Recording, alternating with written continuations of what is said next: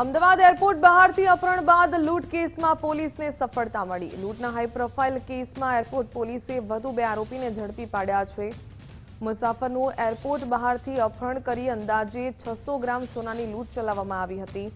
ડાંગમાં ફરજ બજાવતા પોલીસકર્મી કૃપારાવ દેવૈયાને મુસાફર પાસે સોનું હોવાની માહિતી મળી હતી। તેમણે આ માહિતી કે કંપનીમાં ફરજ બજાવતા પોલીસકર્મી મહિપાલસિંહ રાઠોડ અને મુકેશ કુંવરને આપી હતી। જ્યારે આરોપી પારોલ ઉર્ફે રૂપાલી મિસ્ત્રી એરપોર્ટની બહાર રેકી કરી હતી। મુસાફર બહાર આવતા જ નટવર પરમાર અને મહિલા પોલીસકર્મીના પતિ મુખ્તાર તલાટે અપહરણ કરીને 600 ગ્રામ સોનાની લૂંટ ચલાવી હતી। પોલીસે એક મહિલા અને એક પોલીસકર્મી સહિત 3 આરોપીને ઝડપી પાડ્યા। 3 આરોપી ફરાર છે, સાથે જ 600 ગ્રામ સોનું પણ પોલીસને હાથે લાગ્યું નથી।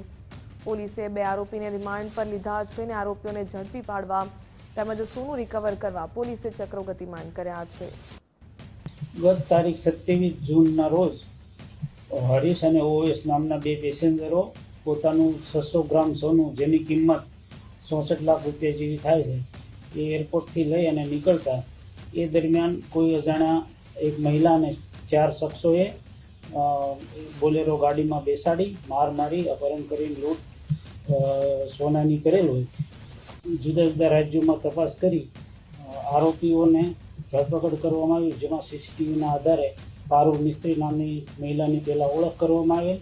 તેના આધારે અલગ અલગ આરોપીઓની શોધખોળ કરતા બાદ આ ગુનાના કામે કુલ હાલ 3 આરોપીઓ પકડાયેલ છે।